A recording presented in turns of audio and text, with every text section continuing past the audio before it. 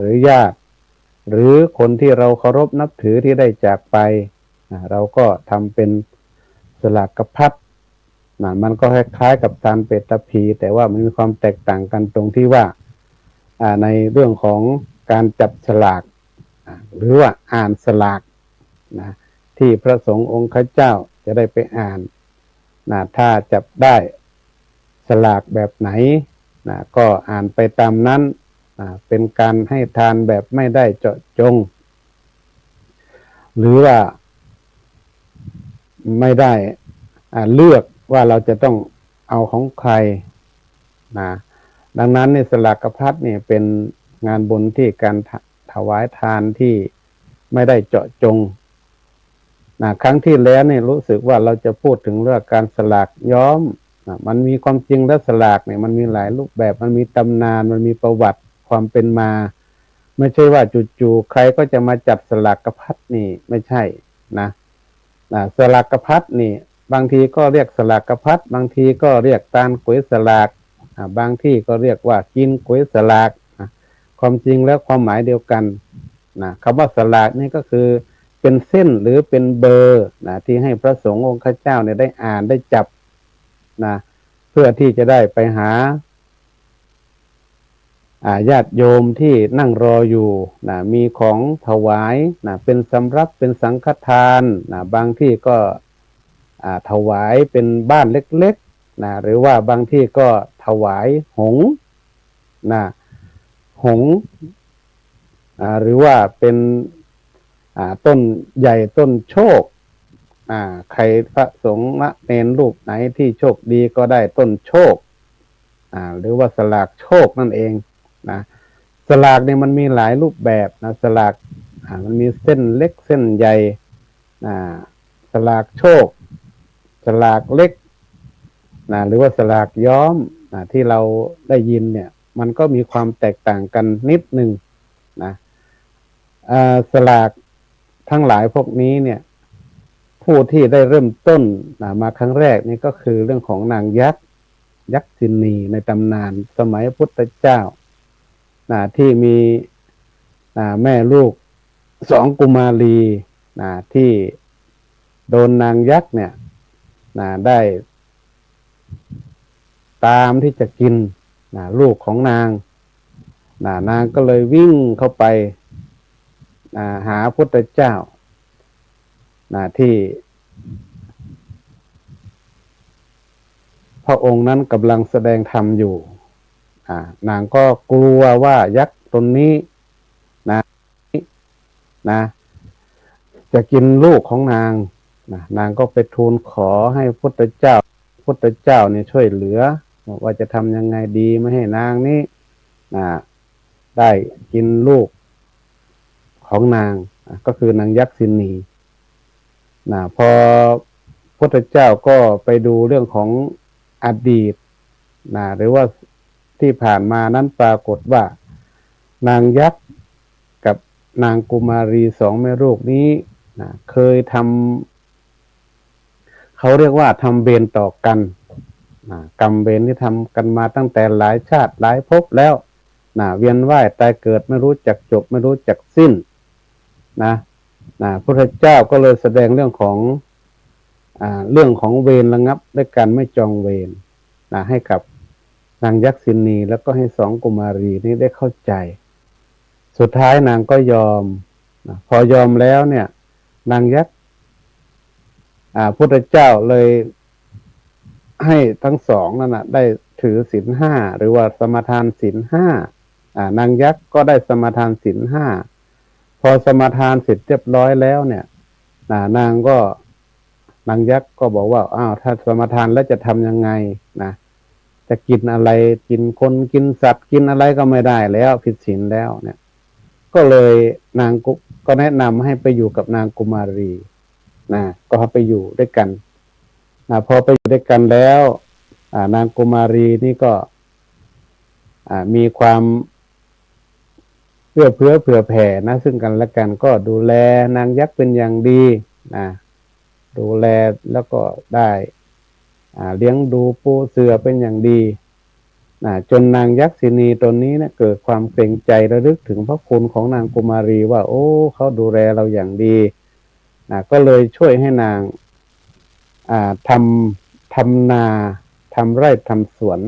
เพราะว่านางยักษินีนี้เป็นผู้ที่มีความเชี่ยวชาญทางพยากรณ์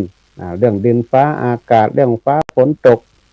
ช่วงไหนจะปลูกผักปลูกข้าวยังไงเนี่ย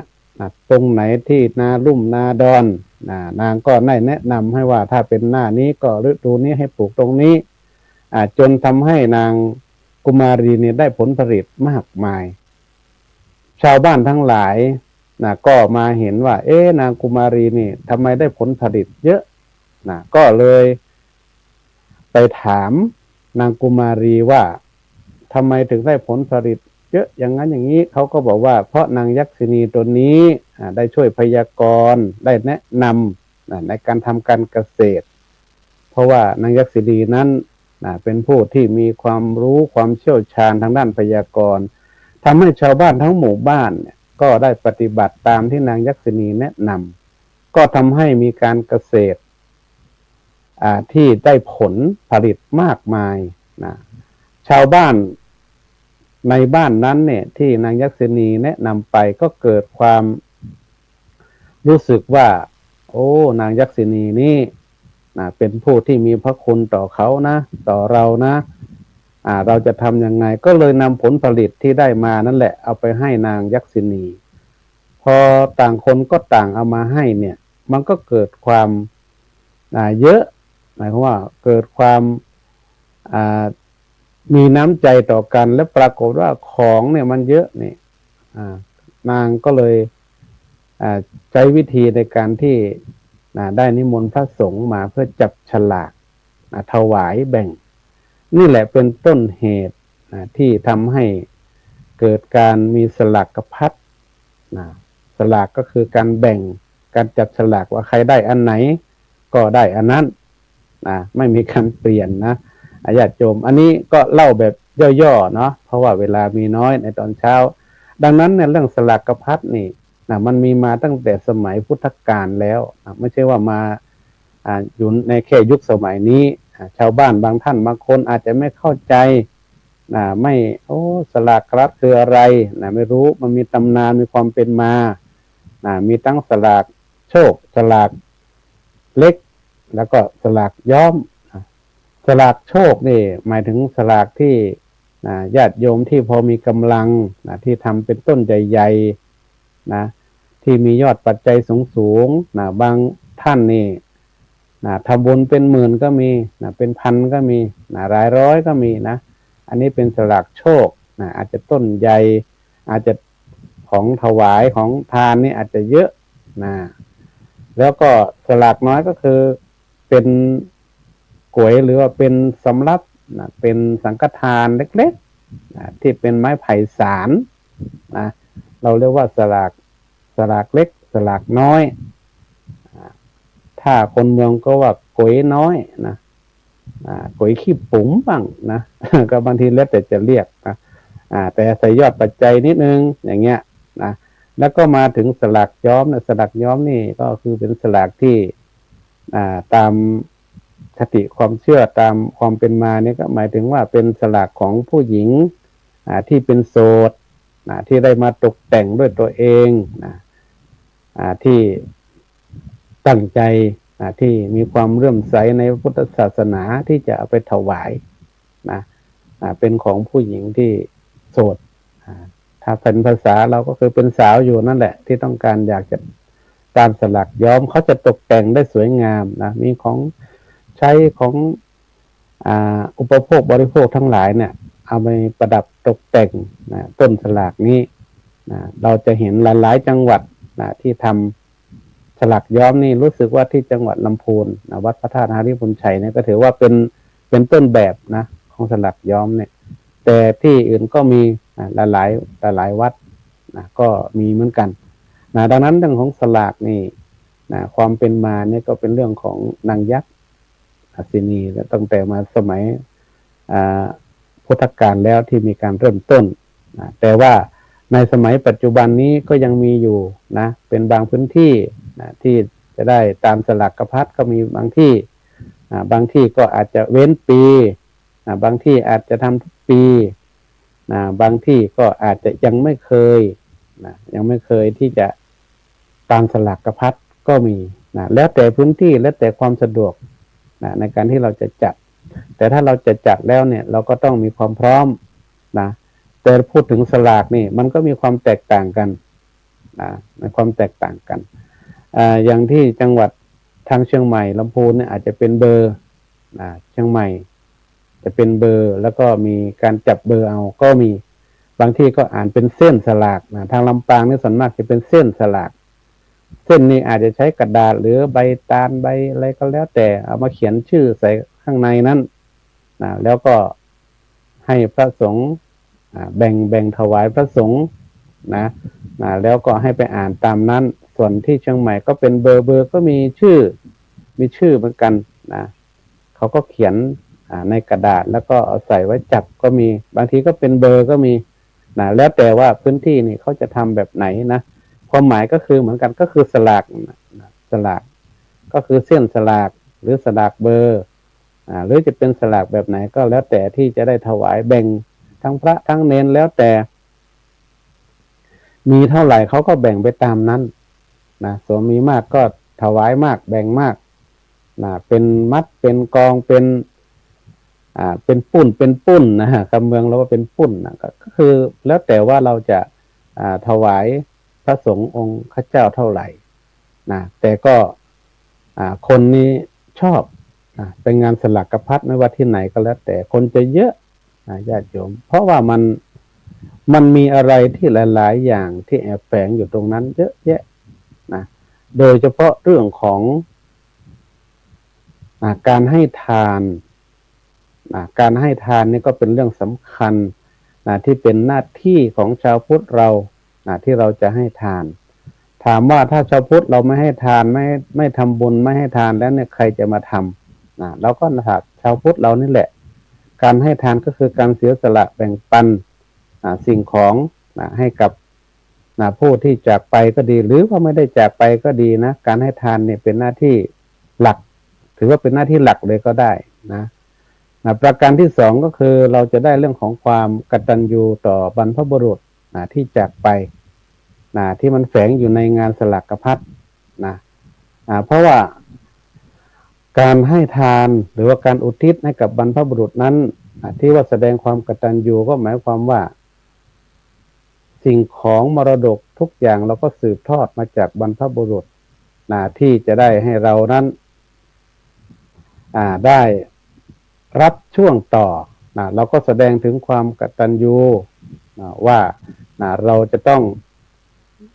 รับต่อแล้วเราก็ต้องทำบุญให้กับผู้ที่จากไปดังนั้น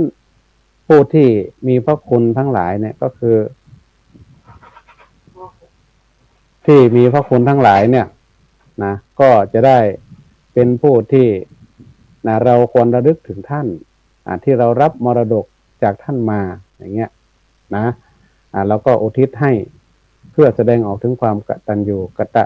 เวทิตาประการที่สามที่มันแฝงอยู่ในสลักพัดเรื่องของศิลปะวัฒนธรรมนี่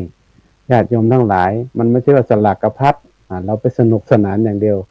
ศิลปะวัฒนธรรมเนี่ยมันเป็นเรื่องที่เราจะต้องช่วยกันรักษาเพราะว่าถ้าไม่มีงานแบบนี้เนี่ยมันก็ไม่ได้เอามาเช่นกลองทั้งหลายที่เราเอาไปตีนี่แหละมันเป็นวัฒนธรรมของล้านนาของเมืองเหนือเราเนี่ยเราต้องเอากลองมาตีไม่ใช่กลองทั้งหลายแหล่กลองยาวกลองฟ้อนเล็บกลองทำปางก็เรียกว่าตกเส้งหรือกลองตลดปดอะไรก็แล้วแต่กลองมองเซิงอะไรตั้งแต่เขาก็จะขนมาเล่นมาแสดงกันในวันนั้น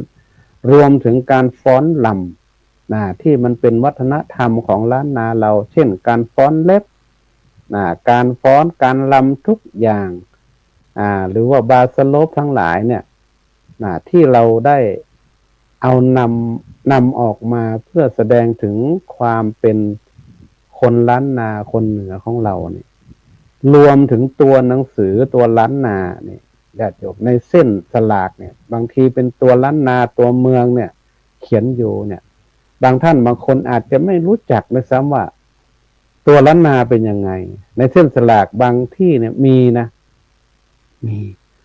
อันนี้แหละมันเป็นวัฒนธรรมที่เราจะได้นำเอาออกมาใช้ให้คนน่ะได้รู้ได้เห็นว่า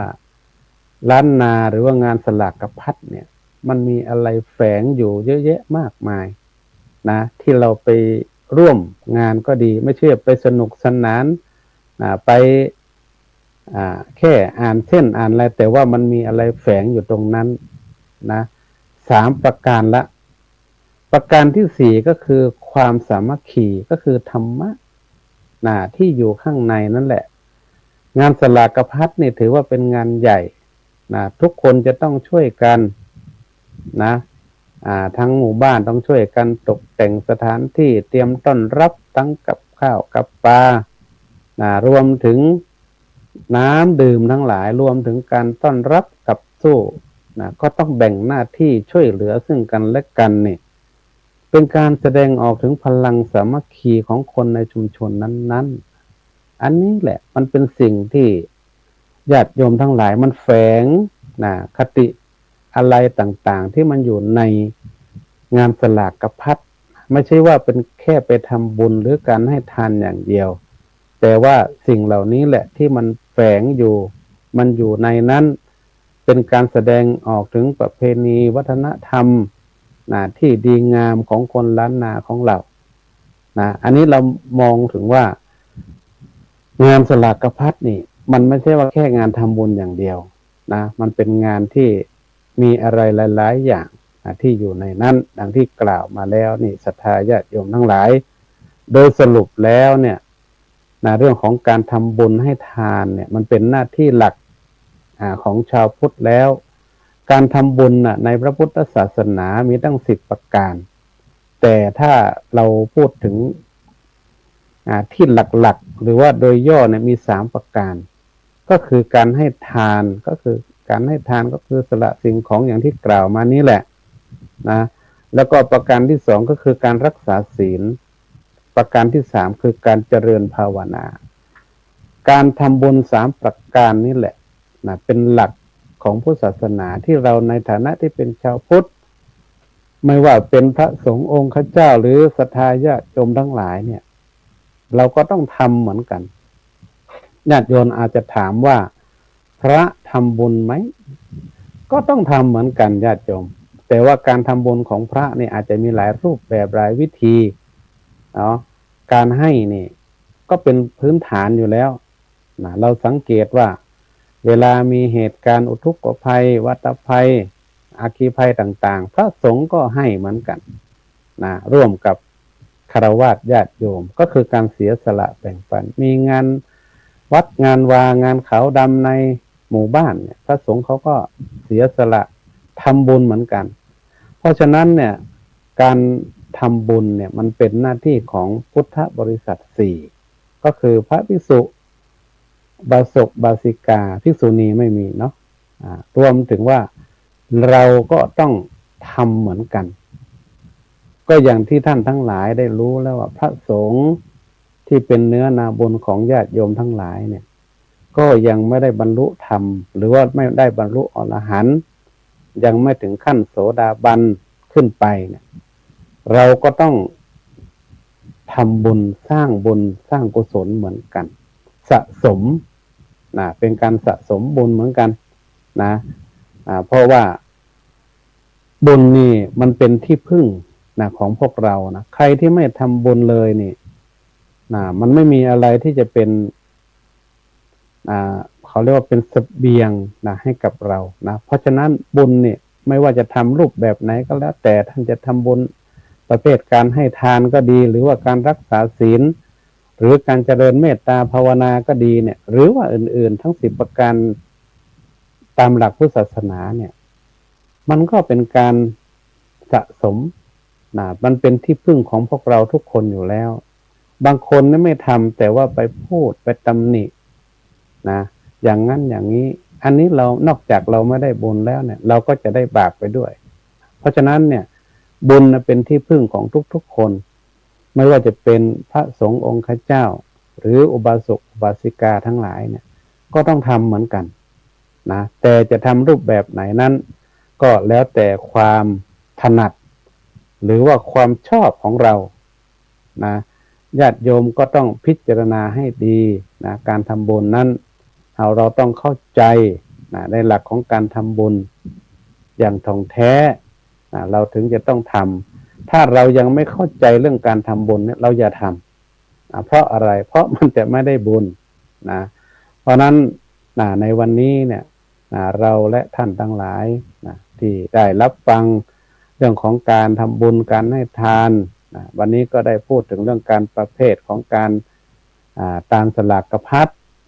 ที่คนเหนือเรานี่ก็ถือว่าเป็นงานประเพณีอันหนึ่งที่เราได้รักษาไว้ซึ่งหลายๆอย่างที่มันสอดแทรกอยู่ข้างในนั้นไม่ว่าจะเป็นเรื่องของการ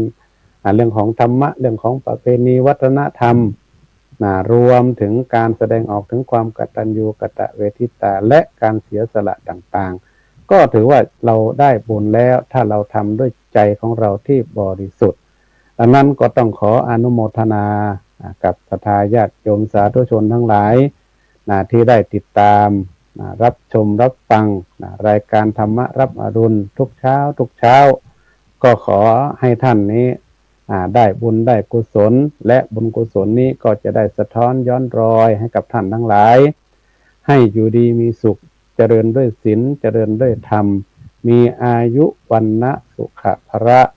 ปฏิภาณธนสารสมบัติยิ่งขึ้นไปทุกท่านทุกคนด้วยเทอญ